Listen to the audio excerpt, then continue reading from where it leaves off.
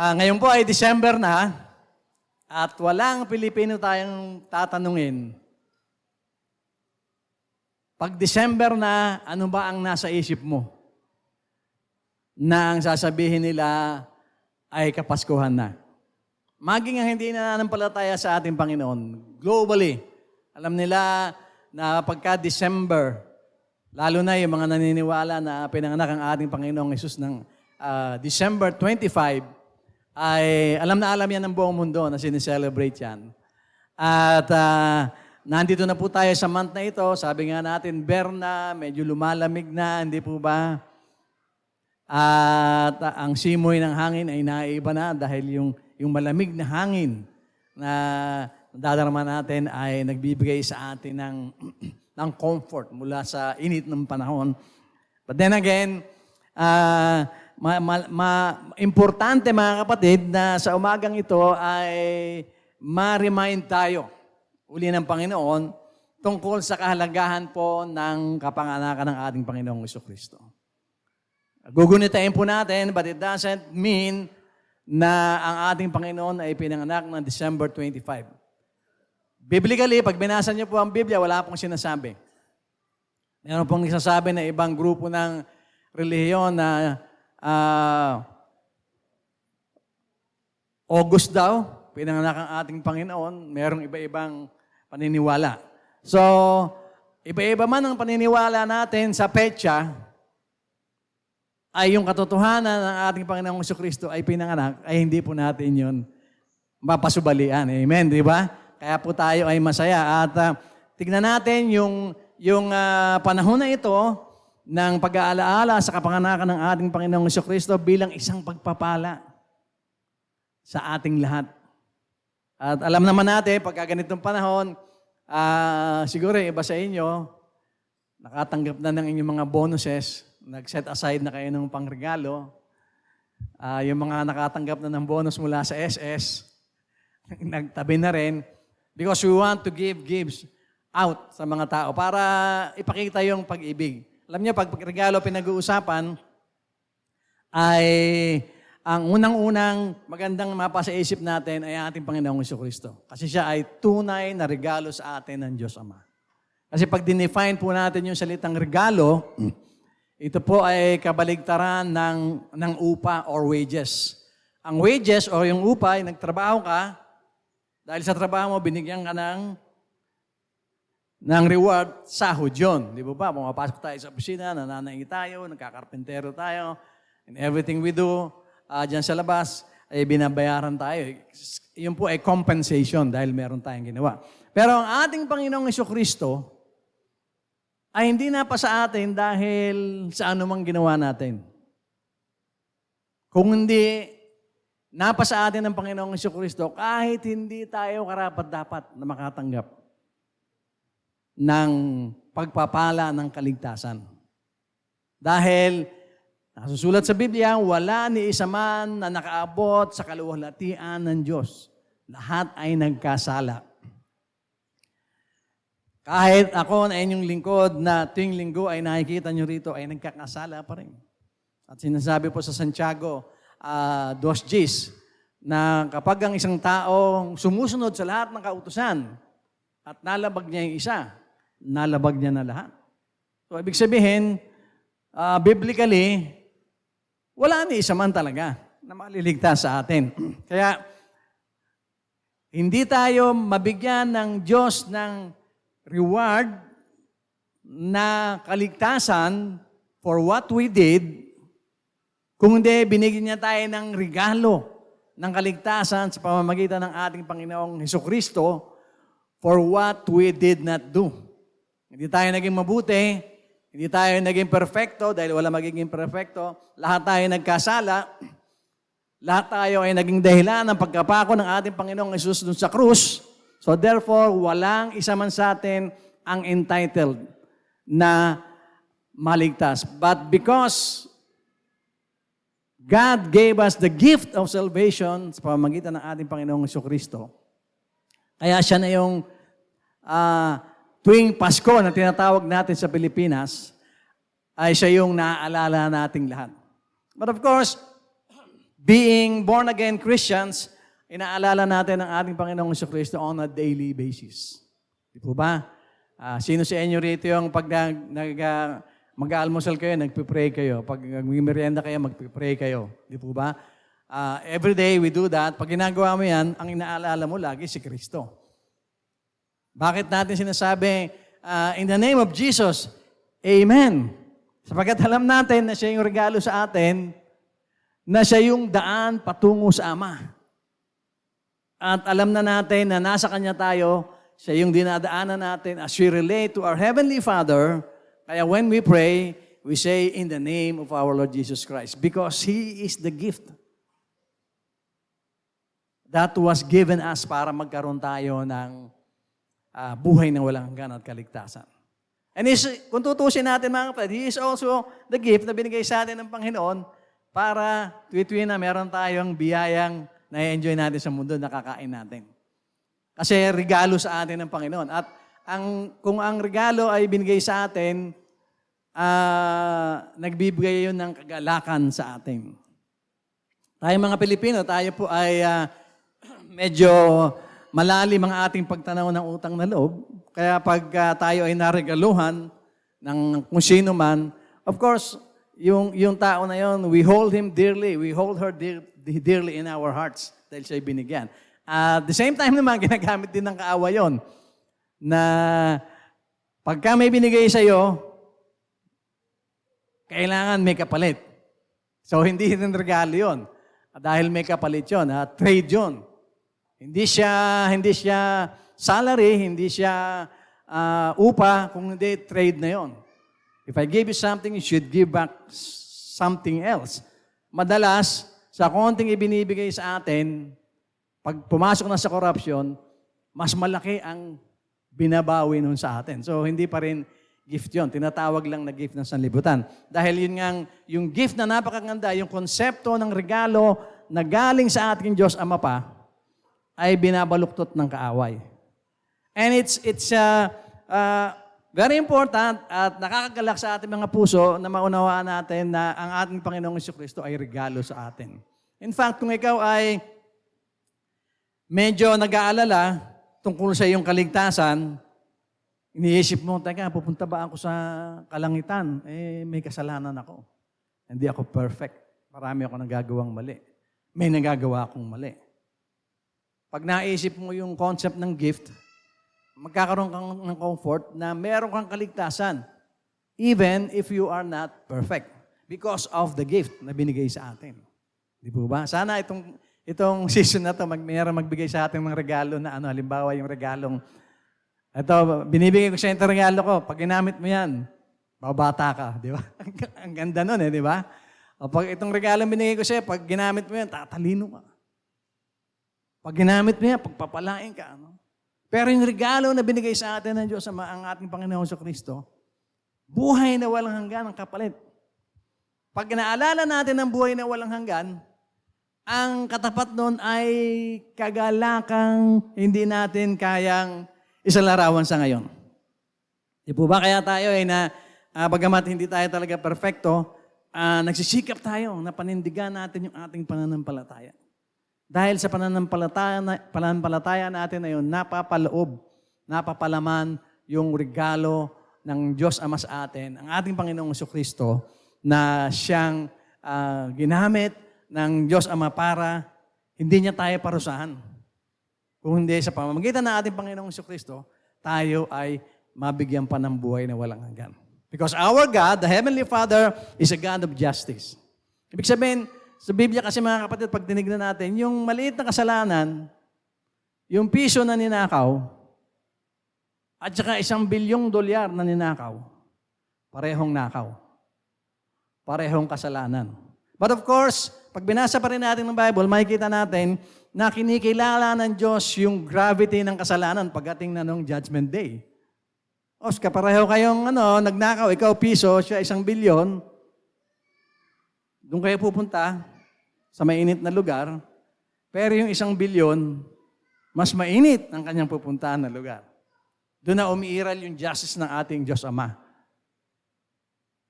Kaya lang, whether maliit yung kasalanan mo o malaki na hindi mo napagsisihan, na hindi mo na ipasailalim sa dugo ng ating Panginoong Jesucristo, it will send you to hell. Kaya nakakapanghinayang. Ang kagandahan ng being born again Christian ay may sigurado tayong kaligtasan because of the gift of salvation through our Lord Jesus Christ. Yun ang pinakamahalaga. Christmas, as we know it, is truly about salvation. But apart from that, yung buhay na walang hanggan, ang kapanganakan ng ating Panginoong Jesucristo sa atin ngayon, nung nakaraang 2,000 years ago, ay meron pong daily application sa buhay natin. Kaya yung espiritu ng Kapaskuhan na sinasabi nila, nagagawa natin bilang mga anak ng Diyos na may apply natin everyday. Hindi nga lang everyday kumakain tayo ng hamon, hindi man everyday kumakain tayo ng lechon kasi mapapaaga yung ating pag-uwi. Di ba? Pero, yung essence ng kapanganakan ng ating Panginoong Jesucristo ay dala-dala natin yon. Pagka tayo may gagawing desisyon sa buhay natin, ano ba ang iisipin ng aking Panginoon na ipinanganak doon sa sabi-saban pagka ginawa ko ito? Pagka kinain ko ito, alam ba, yung bawal sa'yo kainin. Kapag nagdesisyon ako ng ganito. So, the truth is, dala-dala natin yon, yung regalo na yon ng Kapaskuhan na tinatawag, which is our Lord Jesus Christ, even on a daily basis. Nang ang ating Panginoon ay pinanganak po, ay merong mga pangalan na itinawag sa Kanya. Nang ipakita po kay Propeta Isaias na merong isang batang lalaki na ipapanganak para mabigyan ng kapanatagan at kapayapaan ang lahi ng Israel noon at ang lahat ng tao ngayon.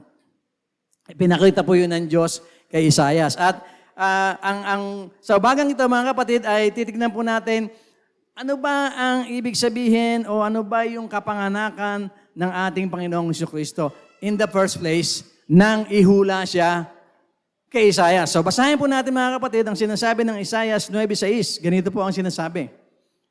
Ipapanganak ang isang batang lalaki na mag-ahari sa amin. Tatawagin siyang kahangahangang, tagapayo, makapangyarihang Diyos, walang hanggang Ama, at prinsipe ng kapayapaan. So tingnan natin, ano ba ang ibig sabihin ng kapanganakan ng ating Panginoong Jesucristo bilang kahangahangang tagapayo? Ibig sabihin, ano ba yung application nito sa buhay natin?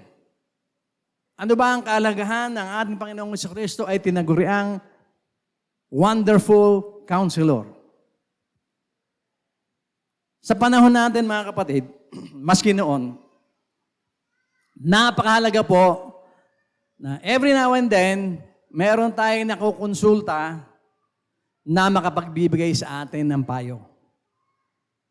At bilang church, ay ginagawa po natin yun. Meron tayong mga temple groups, yung mga leaders natin sa temple groups, mga temple leaders, pagka yung kanilang mga members ay merong gustong ikonsulta sa kanila o ipapray sa kanila, dumudulog sa kanila. At sila ay binibigyan ng payo. Napakahalaga po nun. Yung mga malaki ang problema.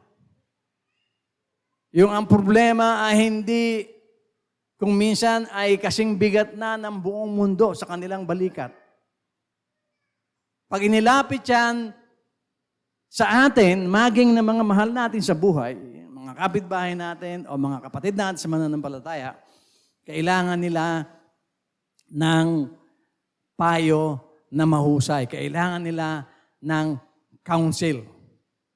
At being a church, of course, tayo magkakapatid, we counsel one another. Hindi lang merong naka-assign na ito, counselor ito sa church, puntahan mo ito. In some cases, nangyayari yun. Pero as brothers and sisters in Christ, tayo ay nagbibigay ng payo sa isa't isa.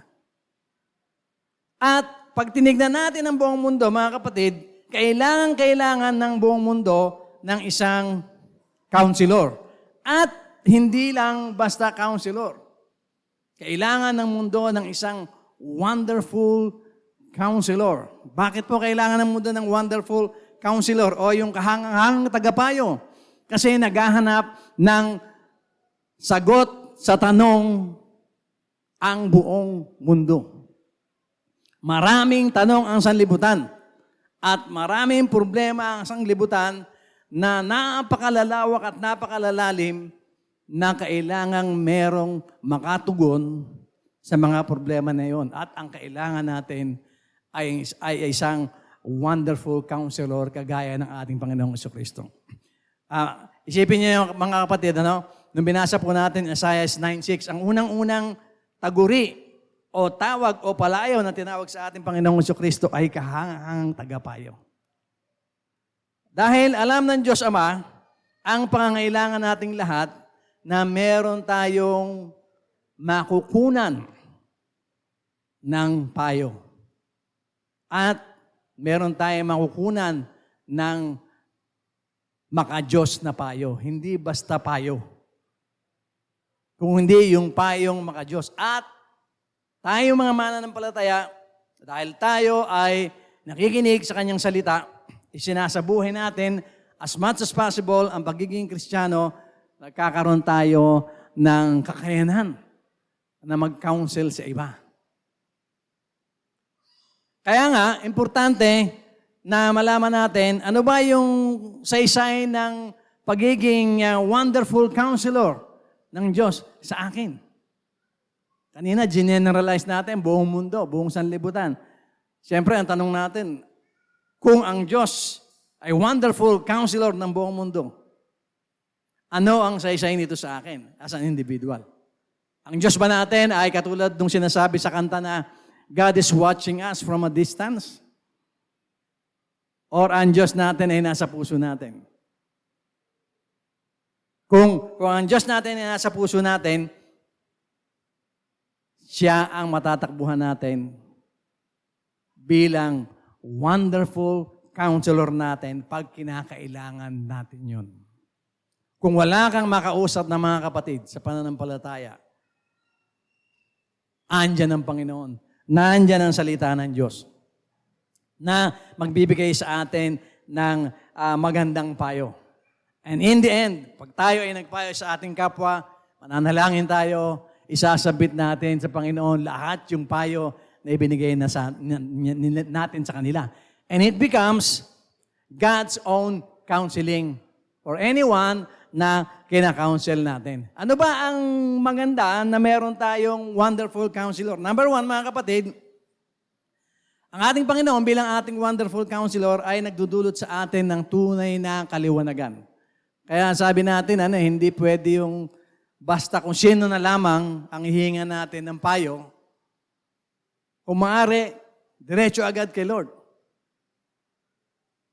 Kung hindi mo marinig ang tinig ni Lord dahil hindi tayo lahat ay gifted na pag nanalangin, ngayon malalaman natin yung sagot, pwede kang lumapit sa mga godly people, mga kapatid sa pananampalataya para magpayo sa atin. Kasi bakit po ba kailangan ng tao ng kaliwanagan? Bakit kailangan ng mundo ng kaliwanagan? Kasi kailangan nila ng na malinawan ng mga bagay. Na malinawan natin ng mga bagay. At hindi natin malilinawan ng mga bagay na hindi natin naiintindihan kung walang magpapayo sa atin. Ang sabi po sa Juan 8:12 ay ganito, muling nagsalita si Jesus sa mga tao, ako ang ilaw ng mundo. Ang sumusunod sa akin ay hindi na mamumuhay sa kadiliman, kung hindi magkakaroon ng ilaw na nagbibigay buhay. Sa unang tingin, ang na-imagine kagad natin, because we are visual beings, nung binanggit yung liwanag, parang nakikita natin yung buong mundo naliliwanagan. Hindi po ba? Pag nandun na tayo sa kalangitan, sabi ng Biblia, maliwanag, wala nang gabi doon. Dahil yung presensya ng Panginoon ay sapat nang magliwanag ang buong kalangitan. At pag sa panahon na yon, doon, wala nang napapagod, so hindi na kailangan matulog. Kaya lang naman tayo natutulog dahil napapagod tayo.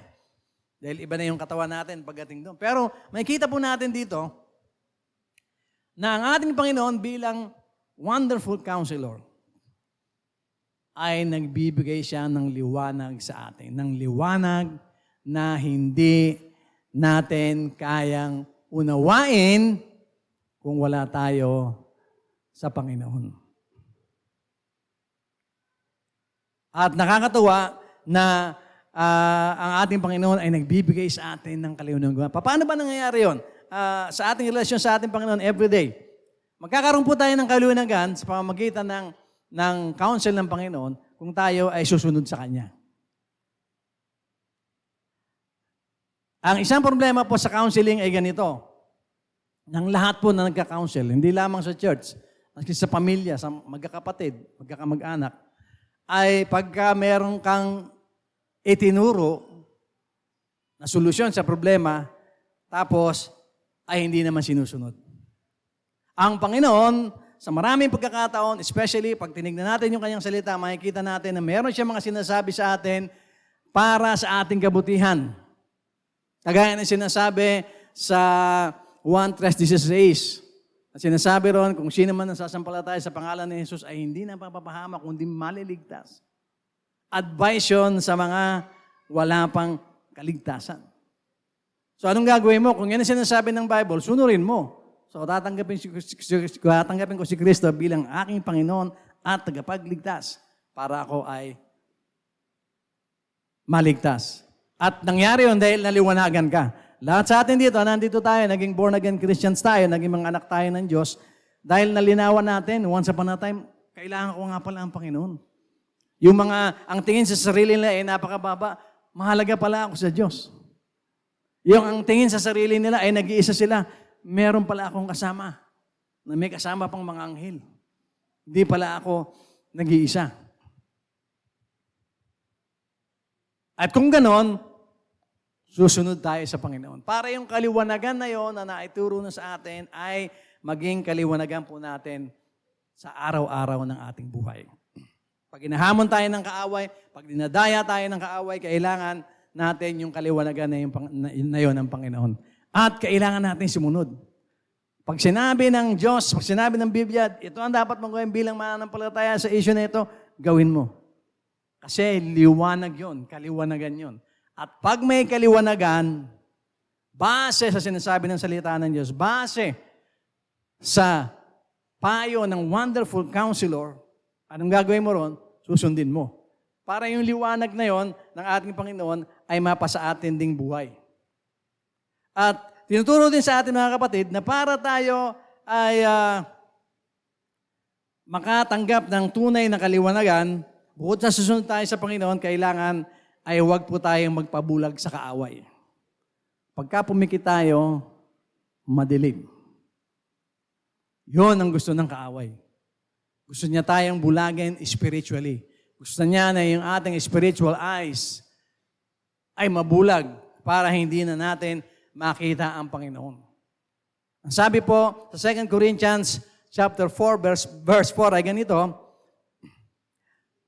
ayaw nilang maniwala sa mabuting balita dahil ang kanilang mga isipan ay binulag ni Satanas na naghahari sa mundong ito.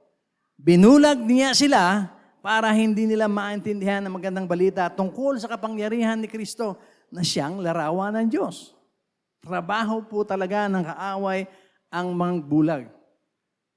At marami po tayong alam na dilat ang mata,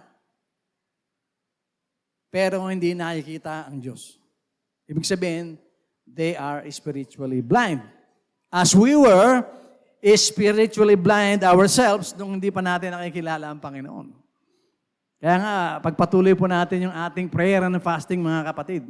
Di ba, pag tinignan natin yung listahan, kung kayo po ay sumusunod sa ating fasting, pagkatapos mo mag-pray, nung short prayer na, ito po, Panginoon, mga kaluluwa na gusto naming maligtas, ito pong listahan namin, babasahin mo yung mga listahan, mga pangalan, isa-isa mo yun, 2 page ng bond paper yon. Habang binabasa mo, may mararamdaman ka eh. Itong isang to, medyo imposible ito. Pero patuloy yung panalangin mo, pero sa iyo, Lord, walang imposible. Kaya nga kami nagpa-fasting, Lord, kaya nga namin inlistar sila rito eh. Kaya nga namin sila pinagpapanalangin para magkaroon sila ng kaliwanagan at makita nila yung liwanag ng Diyos na nagdudulot ng kaligtasan. Kaya tayo nagpipray. Kaya ituloy po natin yung ating prayer and fasting. So huwag po tayong magpabulag sa kaaway. And then also, tinuturo sa atin ng Panginoon na dapat din na magdulot din tayo ng liwanag sa iba. Kung ang liwanag ay nasa atin na, sino po dito nasa hina ang liwanag ng Diyos? Taas ang kamay. Huwag po kayo mahiya. Taas niyo po kamay ninyo. Kasi ako naniniwala tayo ay nasa kaliwanagan na ng Diyos. Yung kaliwanagan na meron tayo na base sa turo ng Diyos, sa counsel sa atin ng Biblia, which is the word of our Lord Jesus Christ, ay nasa atin na, dapat naman natin itong ibigay sa iba. Sabi po sa Mateo chapter 5, verse 14 and 15, ang sabi po rito, kayo ang nagsisilbing ilaw sa mundo. At ito ay makikita nga tulad ng lungsod na itinayo sa ibabaw ng isang burol na hindi maitago. Walang taong nagsindi ng ilaw. At pagkatapos ay tatakpan ng takalan. Sa halip, inilalagay ang ilaw sa patungan upang magbigay liwanag sa lahat ng nasa bahay. Maganda pa yung reference dito, sabi, dapat magliwanag sa lahat ng nasa bahay. Simula sa ating mga pamilya, dapat yung liwanag na meron tayo na nagdala sa atin ng salvation ayon sa turo ng ating Panginoong Hesus mismo ay dapat nating i-share sa iba. Kasi marami po ang hindi lang nadidiliman. Marami po ay nabubulagan. At hanggang ngayon ay hindi nila nakikita ang liwanag. At maaring itong Kapaskuhan na ito, hindi nila na-appreciate ang pagiging wonderful counselor ng ating Panginoong Hesus. Maaring marami sa mga tao ang nabubulagan sa katotohanan. Pero pag naglakad sa kalye, kitang-kita nila ang Christmas light. Pag nagpunta sa mall, lahat ng design ng holidays, nagagandahan sila. Pero hindi nila alam yung tunay na liwanag na dala ng mga simbolong kanilang nakikita. At yun ay ang liwanag na nanggagaling sa Panginoon. Na napapunta sa atin, kaya tayo ay naligtas. Our Lord, as a wonderful counselor, ay nagdudulot sa atin ng liwanag. At yung liwanag na yun ay dapat nating ibigay sa iba. As what? As a gift. Sino sa inyo rito ngayon may plano na meron akong 12 inaanak? Sino rito may 12 inaanak? Siguro medyo manipis na bulsa nyo ngayon. Pag 12 inaanak mo. Pero sino sa atin ngayon na nag-iisip na regaluhan ko yung aking inaanak ng buhay na walang hanggan? Regaluhan ko yung aking inaanak ng kaliwanagan ng Panginoon. Isama po natin yan. Kasi more than the gift that we are planning to give them, mas mahalaga yung kaliwanagan na galing sa Panginoon ay mapa sa kanila, mairigalo natin sa kanila. Bago mo ibigay yung gift, inaanak, may regalo ako sa iyo. Pero makinig ka muna sa akin. Bakit ba may Pasko, inaanak? Sabihin siya, kasi regaluhan yan eh. Ayun, may opportunity ka na. Alam mo ba anong ibig sabihin ng regalo? Malamang ang i-describe niya sa iyo yung salary, yung upa, yung payment. Kasi karaniwan yun ang alam natin na gift. Pero yung gift talaga ay yung gift na libre, na kaliwanagan na galing sa ating Panginoon. Kung hindi po tayo naliwanagan, mga kapatid, wala tayo dito ngayon. Di po ba? Ang hirap-hirap pumunta sa church kung tutuusin kasi pinipigil lagi tayo ng kaaway. Bakit tayo nag-i-insist na pumunta sa church? Dahil meron na tayong kaliwanagan. Kaya yung kaliwanagan na yon ay i-share din natin sa iba. Pangalawa, mga kapatid, na bunga ng pagiging wonderful counselor ng ating Panginoong Jesucristo sa atin sa ngayon, sa ating buhay, ay ito po ay nagbibigay ng tamang direksyon sa atin. Pagka blackout, nakaranas na ba kayo ng blackout? Nakaranas ako ng blackout, natandaan ko pa nung mayroong mamatay na isang sikat na tao sa Pilipinas. Nung siya ay mabaril sa tarmac, kinagabihan, blackout. Nasa Pasay kami. Kitang-kita namin lahat ng bituin. Ibig sabihin, buong Pilipinas o buong Luzon ay talagang walang kuryente. Kaya nakita namin yung blackout.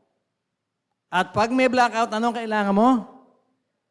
Ilaw. Hagilap ng flashlight, lighter, kandila, gasera, lahat ng klaseng makapagbibigay liwanag sa atin ay hinahanap natin. Bakit? Kasi pag merong liwanag, nakikita natin yung direksyon. Diba? Nasa loob ka ng bahay, madilim na madilim. Sa lawat, madilim na madilim. Mag-flashlight ka. Kasi may pupuntahan ka, manghihingi ka ng kandila sa kapitbahay mo o kaya bibili ka ng kandila. Diba? Kailangan mo ng liwanag. At yung counseling, yung pagiging wonderful counselor ng ating Panginoong Jesucristo na nagbibigay sa atin ng liwanag, ito rin ay nagbibigay ng direksyon ng ating buhay. Madalas po ang buhay sa mundo ay parang blackout. Kuminsan naman ay brownout lang. May isang area ng iyong pamumuhay na medyo madilim. Ang kailangan natin doon ay liwanag ng Diyos para madala natin sa tamang direksyon ang ating buhay. Sabi po sa Salmo 32:8-9 ay ganito. Sinabi ng Panginoon sa akin, ituturo ko sa iyo ang daan na dapat mong lakaran. Ang Panginoon nagsasabi nito, papayuhan kita, I will give you counsel, habang binabantayan.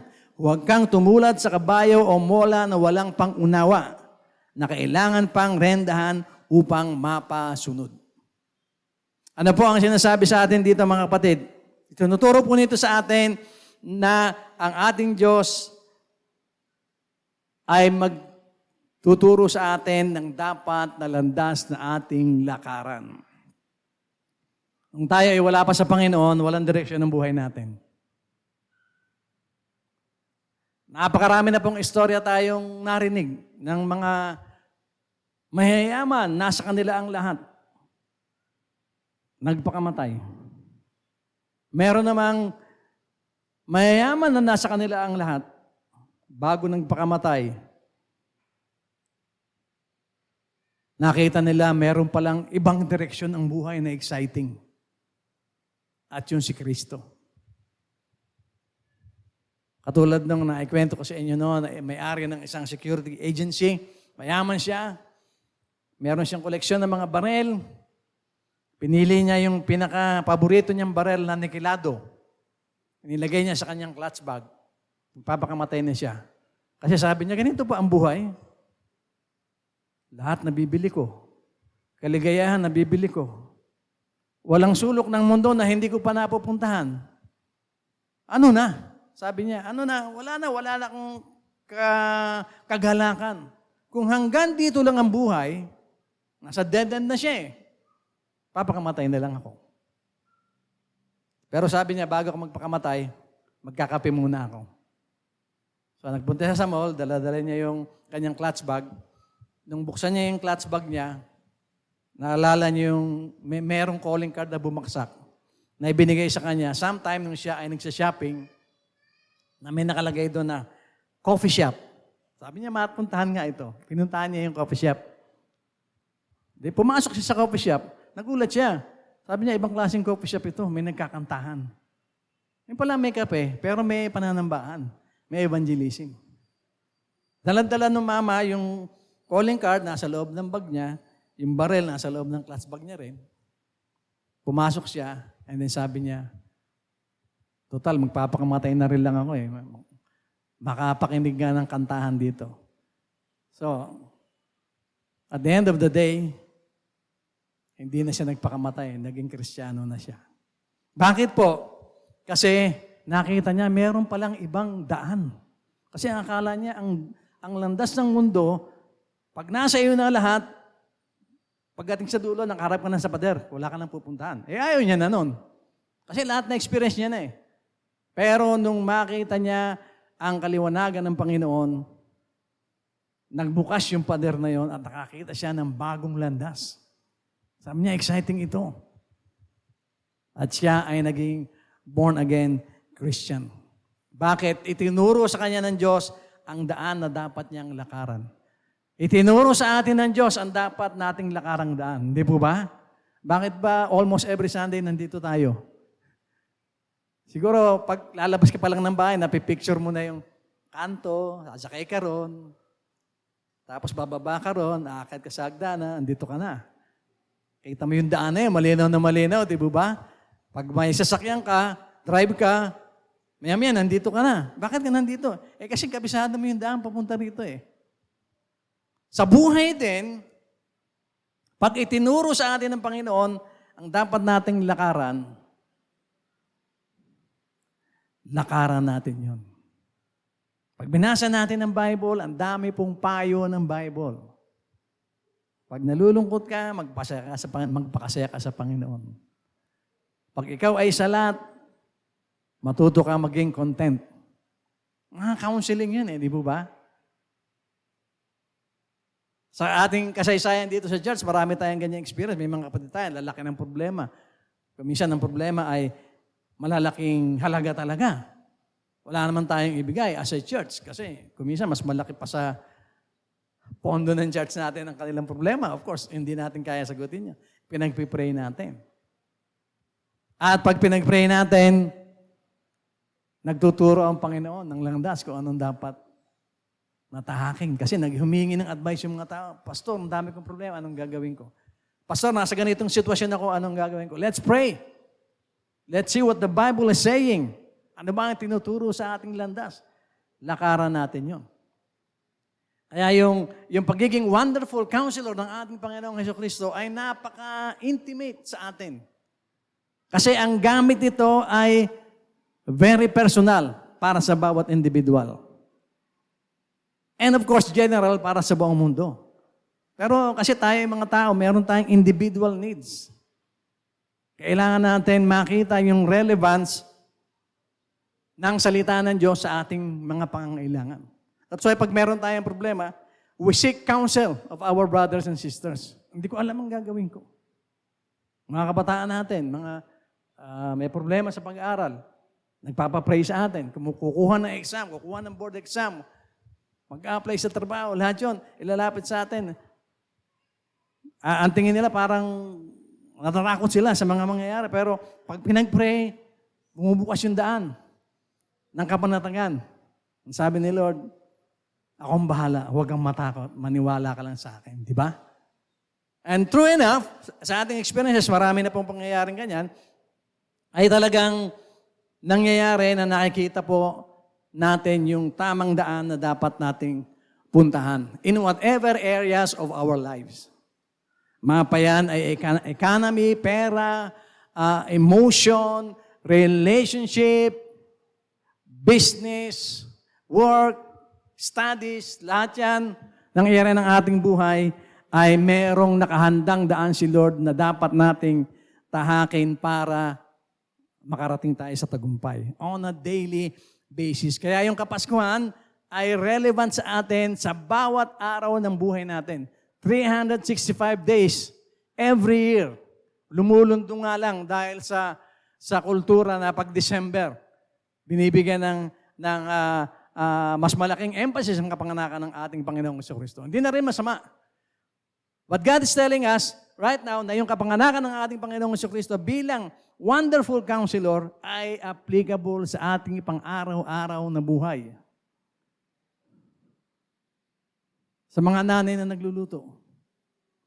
Ano ba yan? Di pa ako tapos magluto. Pagod na ako. Ayaw ko na. Di ba? Ayaw ko na. Sabi ni Lord, lakasan mo loob mo, kaya mo yan. So, pag natapos na yung pagluluto, ay, sa wakas, tapos na ako magluto. Papahinga lang ako ng konti. Mag-shower na ako. Salamat sa Diyos.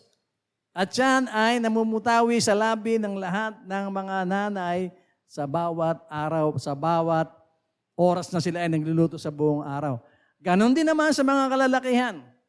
Kung nagtatrabaho, nagdinegosyo, pag nalampasan ang isang problema dahil ipinakita ng Panginoon kung paano masosolve ito, nagpapasalamat sa Diyos. Bakit?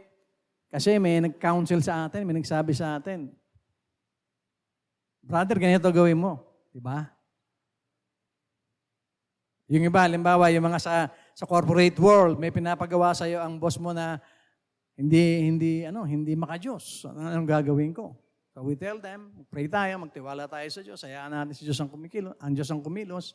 So yun ang nagiging landas, yung daan na tamang daan na nakikita natin. Ano yun?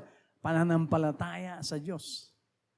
Ano man ang maging bunga nito, susundin ko ang kalooban ng Diyos according to His wise counsel, at dahil doon, nakakatanggap po tayo ng mga tagumpay. Maski yung maliliit na mga bagay sa ating buhay, very active po ang counseling ng ating Panginoon at very effective. At tinuturo din sa ating mga kapatid na para tayo ay makalakad sa tamang direksyon ng buhay, hayaan nating patatagin ng Diyos ang ating mga hakbang. Mahirap po humakbang pag nanghihina ang ating physical na tuhod, lalo na ang ating spiritual na tuhod. Di ba? Naranasan niyo ba yan? Napakalakas mo naman, wala kang sakit. Pero nanghihina ka. Bakit? Kasi meron kang problema. Pero kumain ka naman. Pero nanghihina ka pa rin, spiritually. Yung spiritualness mo ay hindi makagalaw. Nanghihina. Dahil pinanghihina tayo ng kaaway. So ano po ang gagawin natin? Sabi po sa Salmo 37:23, ganito, ginagabayan ng Panginoon ang bawat hakbang ng taong matuwid na ang buhay ay nakalulugod sa Kanya. So if ever you find yourself in a situation na hindi matuwid ang lakad mo, hindi naman sa lahat ng pagkakataon. Katulad ng sinabi ko, lahat tayo imperfect. Ngayon, nandito tayo sa church, talaga namang connected tayo kay Lord. Baka mamaya paglabas natin or bukas, matitisod na naman tayo. Hindi po ba? Kailangan natin ng matitibay na tuhod na spiritual at ang makapagbibigay sa atin noon ay ang ating Panginoong Yesus. Sapagkat ginagabayan ng Panginoon ang bawat hakbang ng taong matuwid na ang buhay ay nakakalugod sa Kanya. So habang dinadala ka ng Panginoon sa maliwanag na daan, ay patatagin pa niya ang iyong mga hakbang.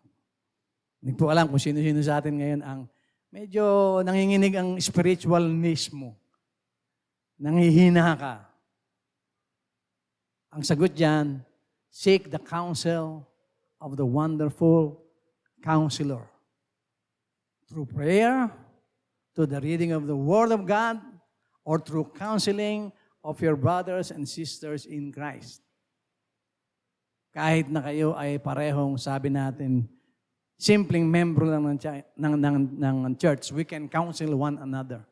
At kung kulang pa yon, meron tayong mga kapatid na mas mature sa atin sa pananampalataya na maaari po nating lapitan.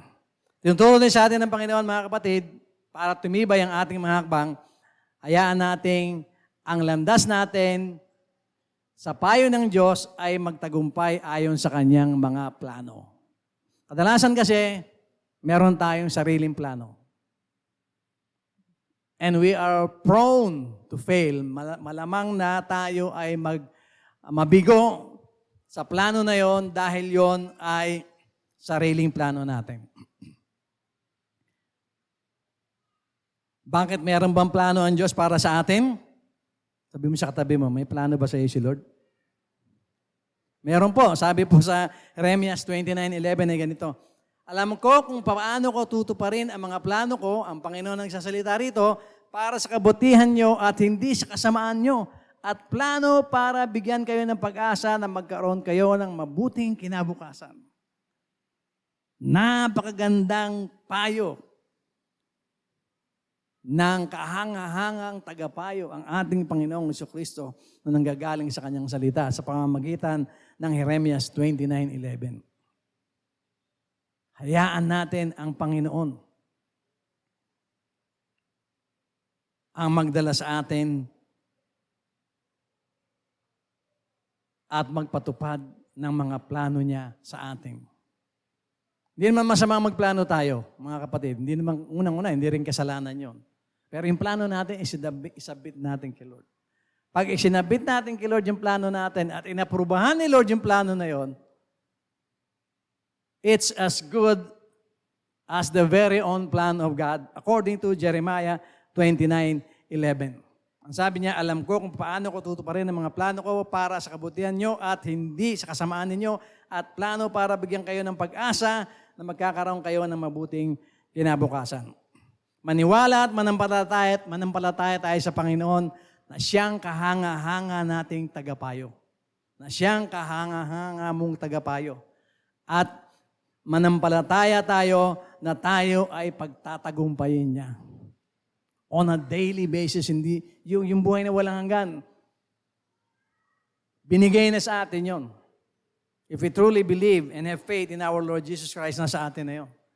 But on a daily basis, on a day-to-day basis, kailangan pa rin natin na may counseling tayo. Kaya nga, importante that we read the Bible, we do our devotion, we listen to sermons like this, we ma-attend tayo ng ating mga temple groups kasi doon pinag-uusapan ng salita ng Diyos at yung application nito sa ating pang-araw-araw na buhay.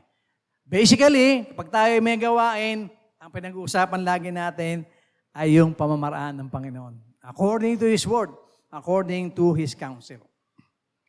In conclusion, mga kapatid, mahigit 2,000 taon na ang nakakaraan.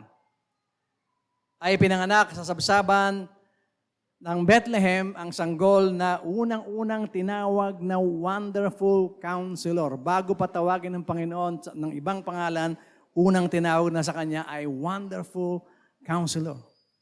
Dahil kailangan ng mundong ito, kailangan natin ang Kanyang banal na payo na punong-puno ng wisdom.